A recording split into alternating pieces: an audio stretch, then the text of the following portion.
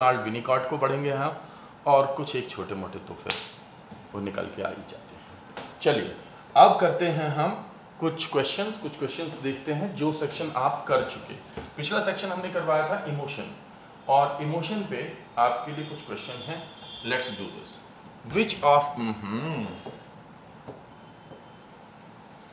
Which of the following sequence is correct according to the James Lange theory of emotion?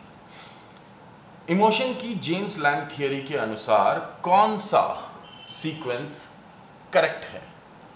First A है physiological changes, feel emotion, interpretation of emotion, observable behaviour.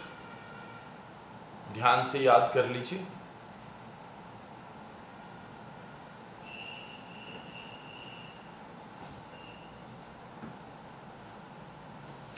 अभी बहुत दूर की कहानी है emotional attachment Suryakant, अभी हम उस पर आएंगे बाबू। बी है फिजियोलॉजिकल चेंजेस, केवल अटैचमेंट समझना है।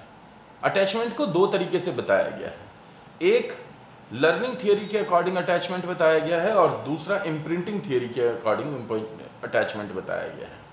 अब भविष्य में जितनी भी थियरीज आएंगी वो सब इन्हीं दोनों को या तो एक्सेप्ट करेंगी या रिफ्यूट करेंगी, कुछ एक्सेप्ट करेंगी कुछ रिफ्यूट करेंगी, इस तरीके से चलेगी, यही होता है। तो आज हमने सिर्फ आपको अटैचमेंट समझाया है, ठीक है ना। तो अटैचमेंट दो प्रकार का होता है। सबसे मुश्किल जो अटैचमेंट समझना है वो इम्प्रिंटिंग है, ठीक है, क्योंकि वो लर्निंग नहीं है। लर्निंग वाला तो समझ में आ जाएगा, उससे जुड़ी हुई बहुत सारी थियरीज हैं आगे की, ठीक। चलिए, physiological change, interpretation of physiological change, feel emotion, observable behaviour. Feel emotion, physiological changes, interpretation of physiological changes, observable behaviour. Brain interpretation, physiological change और ऑब्जर्वेबल बिहेवियर। आपको बताना है जेम्स लैंग की जो थियरी थी इमोशन की, उसके अकॉर्डिंग इनमें से कौन सा सही है। थोड़ा जल्दी कीजिएगा।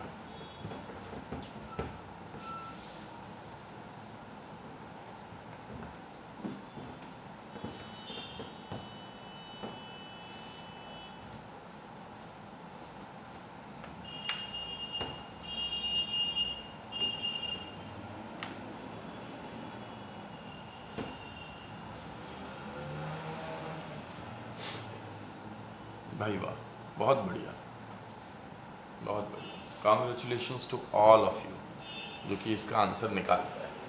हाँ, सही आंसर दिया है आपने। पहले फिजियोलॉजिकल चेंजेस होते हैं, यानी बॉडी कांप रही है। इंटरप्रिटेशन ऑफ फिजियोलॉजिकल चेंजेस होते हैं, फिर आप इंटरप्रेट करते हैं उसका, और इसलिए आप फील करते हैं इमोशन को, और फिर वो ऑब्जर्वेबल बिहेवियर में नजर आता है।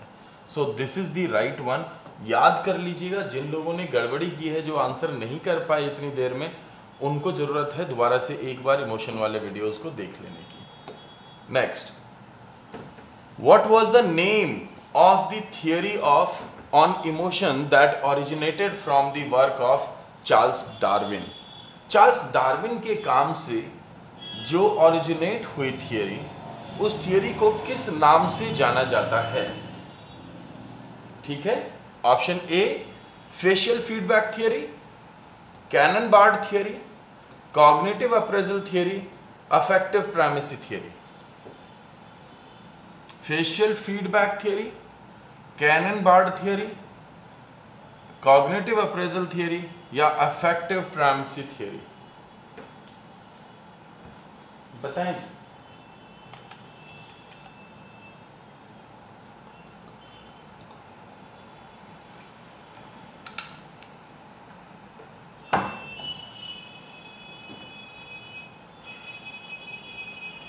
फेशियल फीडबैक थियरी ही लग रहा है ना, है ना? क्यों फेशियल फीडबैक थियरी भाई? Deepu Rathi, good one.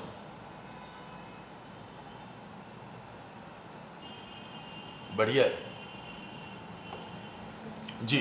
Facial feedback theory भाई, कैनन-बार्ड थियरी में क्या है?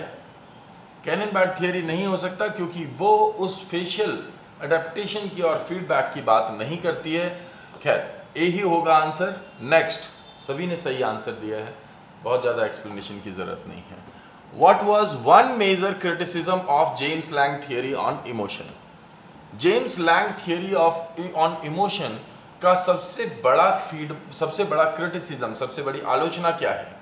Option A, emotions are usually associated with one specific physiological change in the body. इमोशंस सामान्यतः जुड़े हुए होते हैं एक किसी मुख्य शारीरिक परिवर्तन से जो शरीर में आता है। Physiological changes do not very in intensity. Physiological changes, शारीरिक जो परिवर्तन होते हैं वो चेंज नहीं होते अपनी इंटेंसिटी में, अपने प्रभाव में। Different emotions are not necessarily associated with different patterns of physiological responses.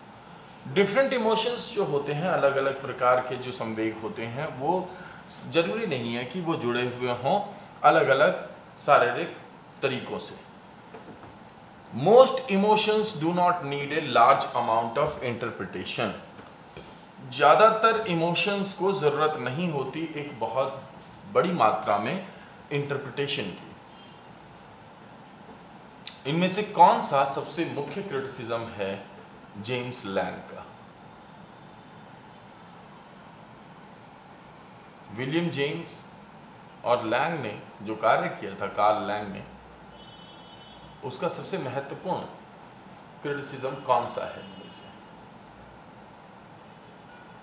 सी लग रहा है, गलत तो नहीं लगता तुम्हें, लेकिन देखा जाएगा। और कोई? सी लग रहा है, दीपू राठी को ए लग रहा है।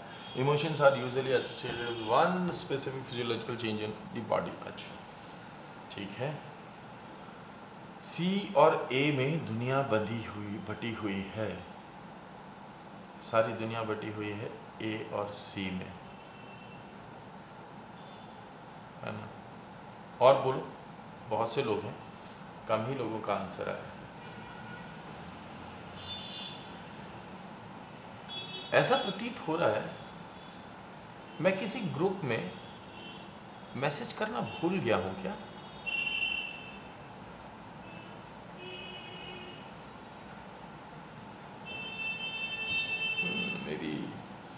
मेरे से मिस्टेक हुई है शायद। चलिए देखेंगे क्या समस्या है, वो देखा जाएगा। Different emotions are not necessarily associated with different pattern of physiological responses.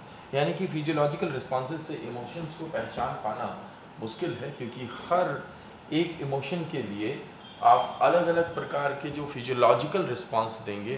Facial expression is not, यहाँ पे फेशियल एक्सप्रेशन की बात नहीं हो रही, फिजियोलॉजिकल रिस्पॉन्स की बात हो रही है। आप कभी कोशिश करना सरप्राइज और डर, चेहरा मत देखना, केवल बॉडी के रिस्पॉन्स देखना। सरप्राइज और डर के दौरान क्या होता है ना? तो आपको पता चल जाएगा। कई बार मिक्स्ड फिजियोलॉजिकल रिस्पॉन्स आते हैं, सिमिलर आते हैं, तो इसलिए जी। Next is which of the following theories on emotion assumes that our interpretation of appraisal और appraisal of situation is the primary cause of emotion. भाई जिन लोगों ने सी आंसर दिया है ना, उन्होंने बहुत बढ़िया सोचा है, तो ये उनके लिए अप्रिशिएशन है, क्योंकि इस तरीके के क्वेश्चन में खोज लेना, ये सीटेट में नहीं आए हुए हैं, ये सीटेट में आए हुए क्वेश्चन नहीं है, और ना ही सीटेट में कभी आएंगे, है ना? तो तुम्हारे पेपर से संबंधित है जो आने वाले हैं, तो इसलिए हाँ तो मुश्किल है, पकड़ना मुश्किल होता है। Which of the following theories on emotion assumes that our interpretation और appraisal of a situation is the primary cause of emotion. हमारा जो इंटरप्रिटेशन या अप्रेजल होता है सिचुएशन का, वो प्राइमरी कॉज होता है इमोशन का। ये कैसे पता चलता है? किस थियरी से? A Cannon Bard theory, B facial feedback theory, C James Lange theory, और D Schachter Singer theory.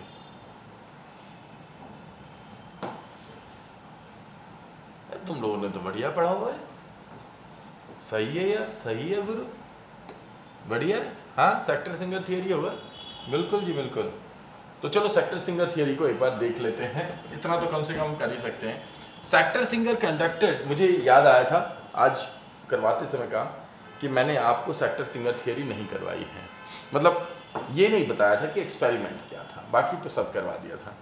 Sector and singer conducted an experiment in which subjects were injected with adrenaline. जो भी सब्जेक्ट थे जिन पे एक्सपेरिमेंट किया जा रहा था उनको एड्रेनलिन दिया गया, कॉजिंग इंक्रीज्ड हार्ट रेट, जिससे कि उनका हार्ट रेट इंक्रीज हो गया और ब्लड प्रेशर इंक्रीज हो गया।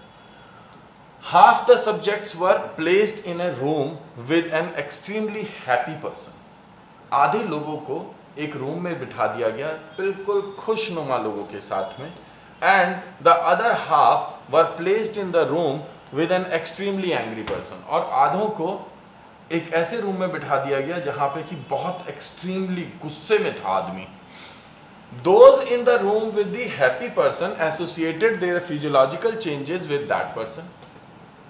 जो खुशनुमा व्यक्ति था, एमिकेबल बंदा था, उसके साथ जो लोग बैठे थे वो अपने रिस्पॉन्सेस को उससे मैच करने लगे। तो फिजियोलॉजिकल चेंजेस कैसे आए? जैसे कि वो खुश व्यक्ति में थे। And those in the room with angry person associated their physiological changes with that person. और जो गुस्से वाला रूम था उसमें जो बैठा हुआ था गुस्से वाला बंदा, तो उसमें जो लोग गए वो उससे अपने फिजियोलॉजिकल चेंजेस को कर पाए। These results have to prove that Sector-Singer theory that perception is everything. यही थियरी है और इसी तरीके से इसी एक्सपेरिमेंट के द्वारा ये प्रूव किया गया that perception is everything.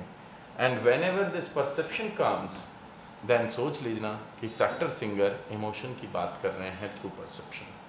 मज़ेदार है ना? 5-5 रुपये दे देना तुम इसके बाद में।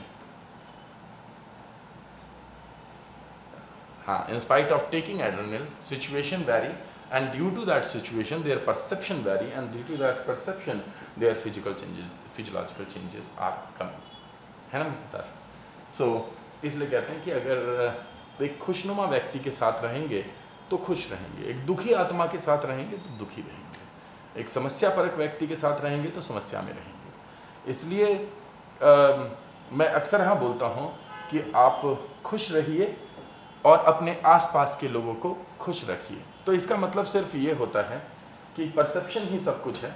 अगर आप खुश हैं तो आपके आसपास वाले लोग खुश रहेंगे। ये मत सोचिए कि मेरे आसपास वाले खुश होंगे तब मैं खुश होऊंगा। आपके अंदर क्षमता है अपने आप को खुश रखने की, ये हर किसी के अंदर होती नहीं है।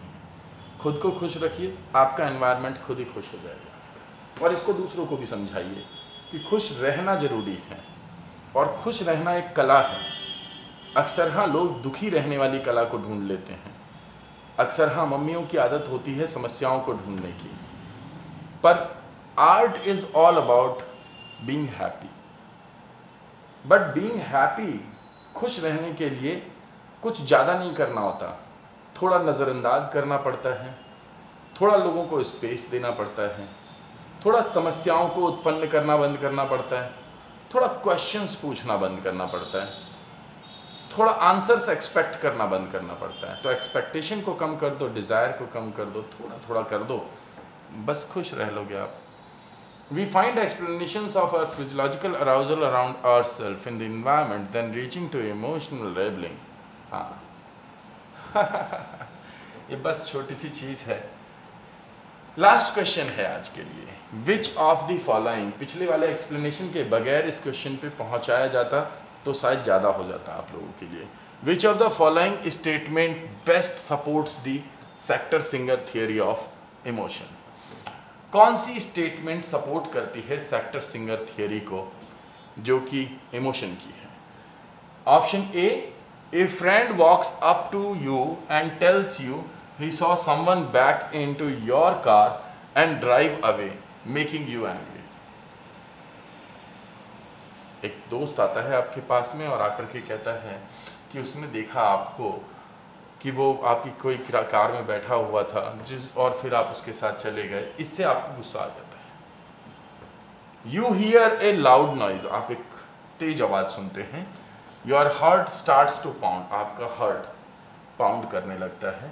And you know you are scared, और आपको पता चलता है कि आप डरे हुए हैं। You feel sad because you are crying, आप सैड दुखी महसूस कर रहे हैं क्योंकि आप रो रहे हैं। You know you are happy because you have been smiling all day. आप जानते हो कि आप खुश हो क्योंकि आप पूरे दिन स्माइल कर रहे हो। इनमें से कौन सा सेक्टर सिंगर से डायरेक्टली जुड़ा हुआ है? हम तो सुखी ही रहते हैं, लोग आके दुखी कर देवे। हाँ यार, ये तो बात है, लोग दुखी कर देते हैं, बिल्कुल सही बात है। पर फिर भी आपके पास तो आर्ट है ना सुखी रहने का, इसलिए फिर भी खुश रहने की कोशिश कीजिए। हाँ, आपके पास फिर भी आर्ट है खुश रहने का, आप खुश होने की कोशिश कीजिए, आपके आसपास के लोग खुश रहना चालू कर देंगे। ये आर्ट है। हाँ,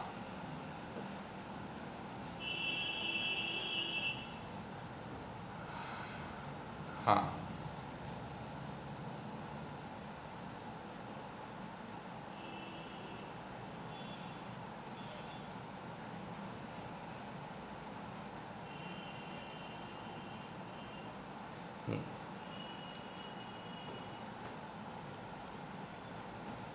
केवल इसलिए मैंने पिछला एक्सप्लेनेशन दिया था, ठीक है ना।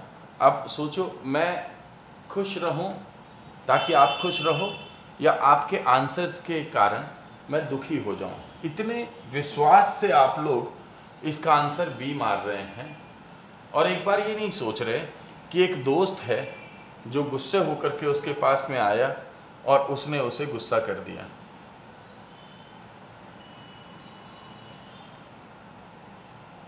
आंसर होगा ए।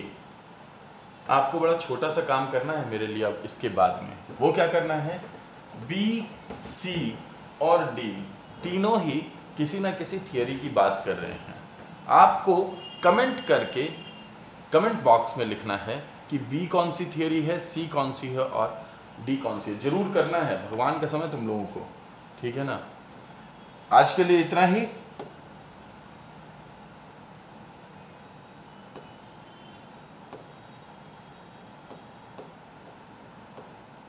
Thank you so much. छोड़ो।